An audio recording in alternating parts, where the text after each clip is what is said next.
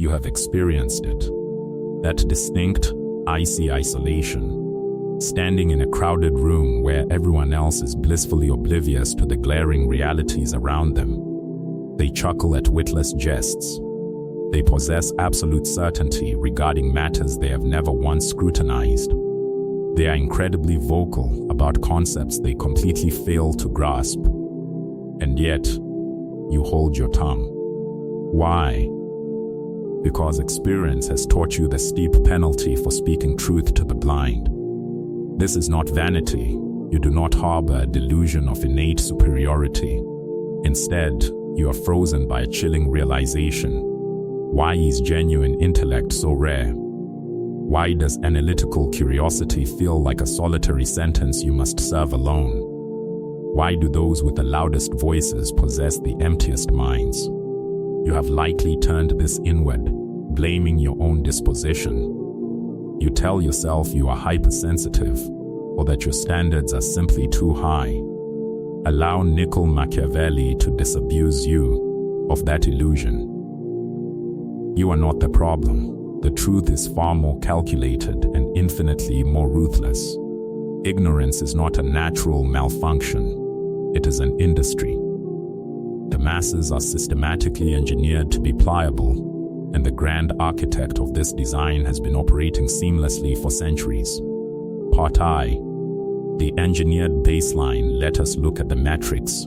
Consider the standard baseline, an IQ of 100. By deliberate, mathematical blueprint, exactly half of the human population falls below this threshold. This is no cosmic mishap, nor is it an evolutionary blunder.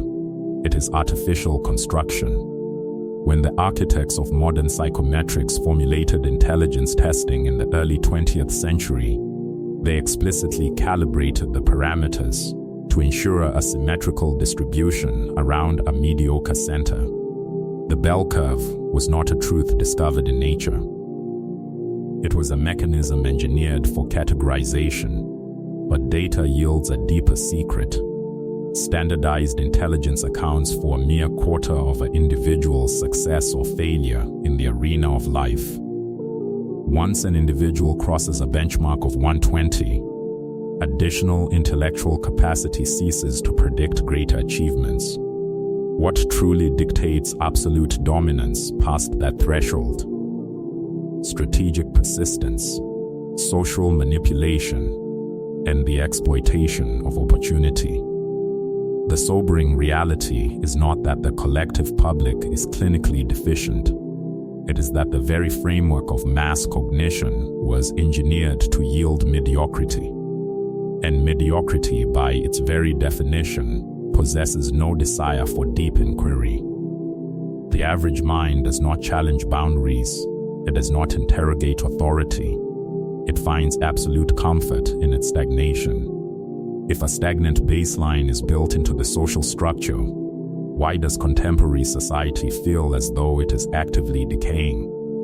For the greater part of the previous century, collective intelligence metrics were actually climbing.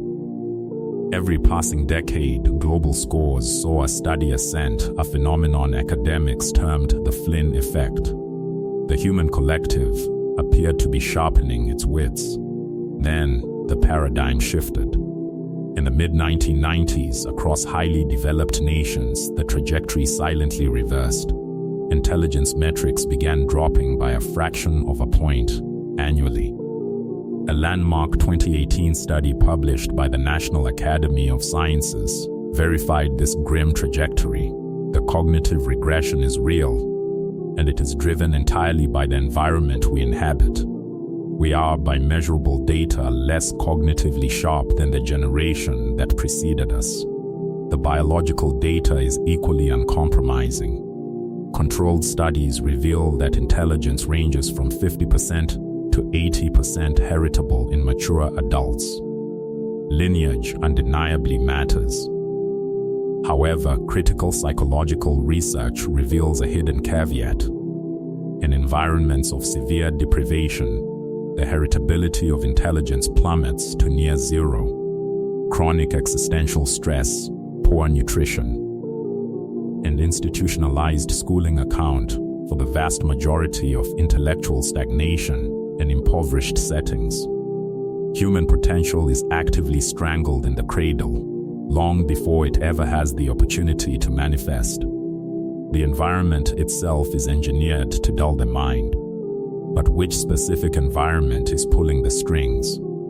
To understand that, we must step away from biology and look directly at the psychological levers of control. Part 2. The lazy mind and the mirage of knowledge. There is a fundamental rule of human nature that rulers have understood since antiquity, but which is rarely spoken aloud in polite society.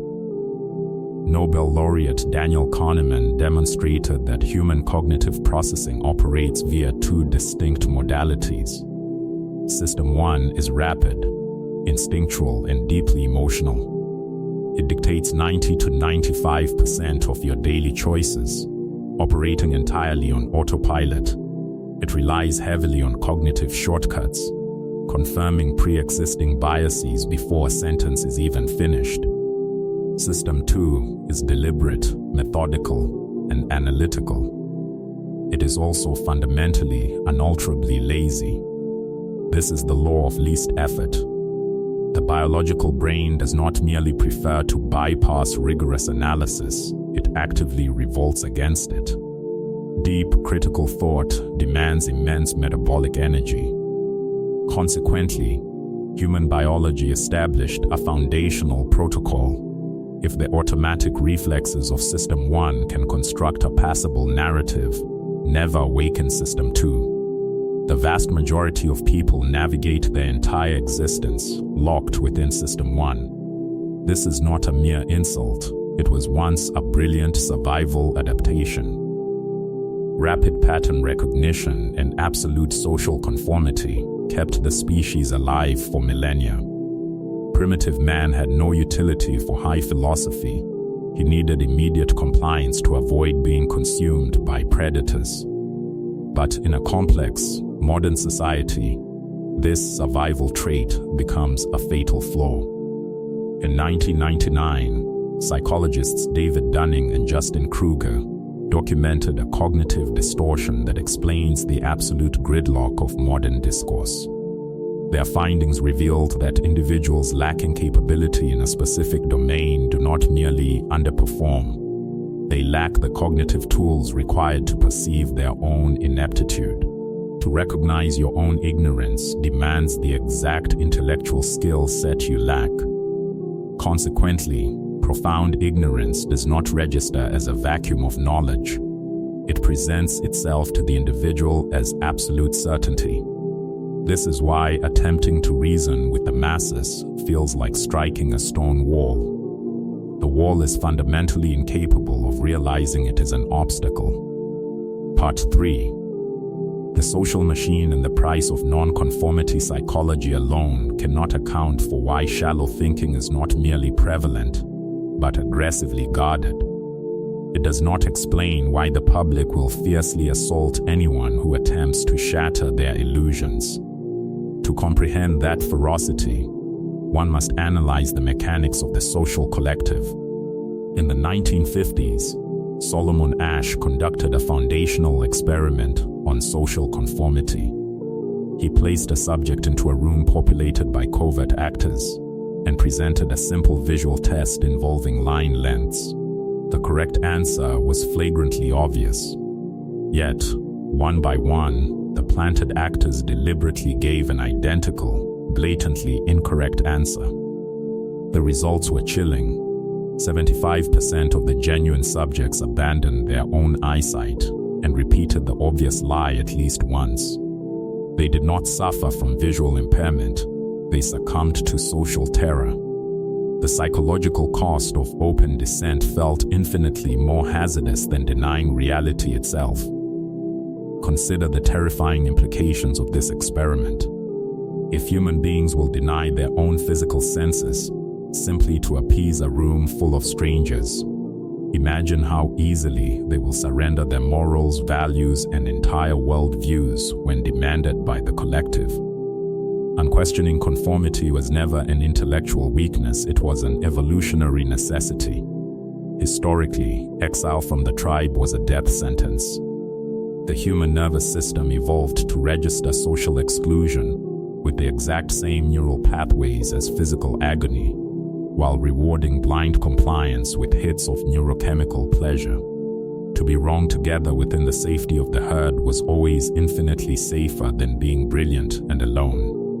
Let us speak with Machiavellian candor. When you commit to deep thought, when you reject the prepackaged narratives handed to you, when you refuse to nod along to comfortable lies, you cease to be a mere observer.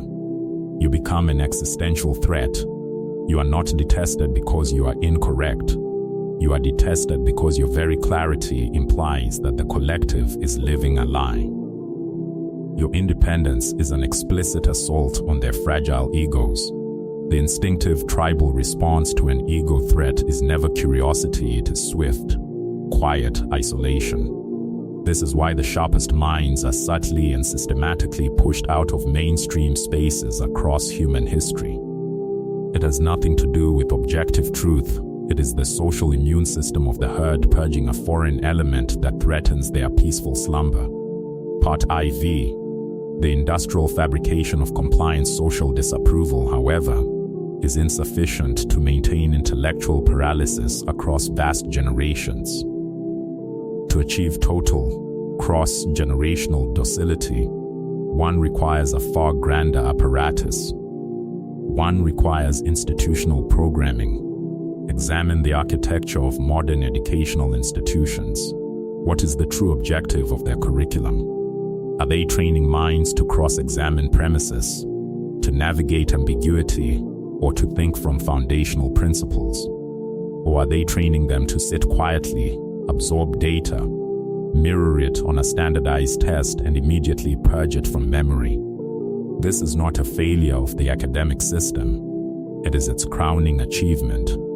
Bureaucracies built upon standardized compliance are optimized exclusively for obedience, not high cognition. The student is trained to produce the sanctioned answer, completely bypassing the intellectual journey required to discover truth independently. The state does not require independent philosophers.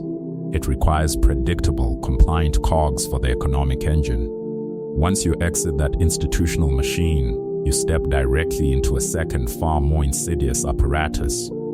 The algorithms governing modern media are not calibrated to expand your consciousness. They are engineered with a singular, predatory objective: to maximize the seconds your eyes remain glued to the screen. Intellectual enlightenment and algorithmic retention are in absolute, violent conflict. A comprehensive 2023 analysis published in Frontiers in Cognition revealed that prolonged exposure to hyper-optimized, sensationalized media feeds resulted in a measurable degradation of an individual's capacity for critical thought. The public is not merely being fed misinformation, they are being actively, cognitively disabled. The endless scrolling of the modern consumer is no harmless personality flaw. It is the intended output of a multi-billion-dollar system that extracts immense profit from absolute psychological passivity. The data confirms the grim harvest of this design. Expert testimonies leveraging international PISA metrics have warned governing bodies that the current generation represents the first era in modern data tracking to register lower cognitive benchmarks than the generation that raised them. The trend has officially inverted. The very networks constructed to democratize human knowledge have instead industrialized human stupidity. Part V. The microarchitectures of everyday compliance. It is a comforting delusion to believe that the engineering of the herd only occurs in grand legislative halls or remote algorithmic think tanks. The true mastery of the system lies in its micro-applications. The architecture of compliance does not just govern nations, it dictates the exact rhythm of your Tuesday morning. Consider the modern workplace the ultimate laboratory of engineered mediocrity. Corporate culture has weaponized Solomon Asher's conformity paradigm under the guise of synergy and culture fit. The ritual of the meeting. Watch closely the next time a team gathers to solve a crisis. A senior executive posits a fundamentally flawed premise. You see the logical fallacy immediately. The math does not track. The strategy defies basic market realities. Yet, notice the immediate rhythmic nodding of the room. This is not collective agreement. It is survival. To point out the emperor's lack of attire is to invite the social immune system to eject you as a difficult collaborator. The nomenclature of numbing, the modern tongue, has been replaced by a sanitized dialect designed specifically to bypass System 2 analysis. Terms like bandwidth, pivoting, synergizing, and touching base are not communication. They are linguistic white noise. They allow individuals to speak for hours without harboring a single concrete thought. It is the professional equivalent of Plato's shadows cast upon a whiteboard. You see it again in the architecture of modern grocery stores and urban centers. The layout of a supermarket is not random. It is a physical manifestation of the law of least effort. The basic necessities, bread, milk, eggs, are intentionally placed at the farthest perimeter, forcing the consumer to navigate a gauntlet of hyper-processed, brightly packaged dopamine triggers. The brain, operating entirely on the autopilot of System 1, reaches for the brightly colored box of sugar, not out of a rational dietary choice, but because the environment was mathematically optimized to exhaust its decision-making reserves before it ever reaches the checkout counter. By the time you leave, your metabolic energy has been drained by a series of micro-choices, leaving you too cognitively depleted to question the broader socioeconomic structures dictating your wages or your lifestyle. Part VI. The sovereign mind. None of this would surprise the grand masters of political realism, centuries before modern algorithms were coded. The classical philosophers mapped this exact dynamic. In his masterwork, The Republic, Plato articulated the allegory of the cave. He detailed captives chained in darkness, forced to stare at flickering shadows cast upon a stone wall. For those captives, the illusions were the absolute totality of existence. When a singular captive shatters his chains, endures the agonizing ascent into the outer world, and gazes upon the actual sun, he returns out of pity to enlighten his companions. How do they receive him? They do not praise him. They mock him, brand him a madman, and conspire to destroy him if he dares touch their chains. Plato was not composing a whimsical fable. He was drafting a cold blueprint of political reality. The enlightened individual is profoundly dangerous to the stability of the regime, because his awareness reduces the state-sanctioned illusions into mere shadows. And the masses will never forgive you for showing them that the comfort of their lives is built entirely upon a lie. Plato was entirely transparent regarding what a sovereign ruler must do with this psychological reality. He openly advocated for the deployment of the noble lie, comforting manufactured myths fed to the public by the ruling elite. This was not done out of petty malice, but out of a pragmatic realization. When human beings are forced to choose between a blinding, agonizing truth and a beautiful shadow, the overwhelming majority will passionately beg for the shadow. Power has always recognized this vulnerability. Empires are consistently built upon the predictable passivity of the herd. Machiavelli understood that a prince who relies on the rational discernment of the public will quickly find himself ruined. The crowd must be managed through appearances, emotions, and strategic narratives. They do not possess the desire to see the world as it truly is, but rather as they wish it to be. The individual who exercises true intellectual sovereignty does not find appreciation in such a world. He encounters profound resentment. His mere existence is a silent, damning indictment of the collective submission, requiring not a single word to be spoken. Human beings are fundamentally driven by desire, pride, and the desperate craving for security.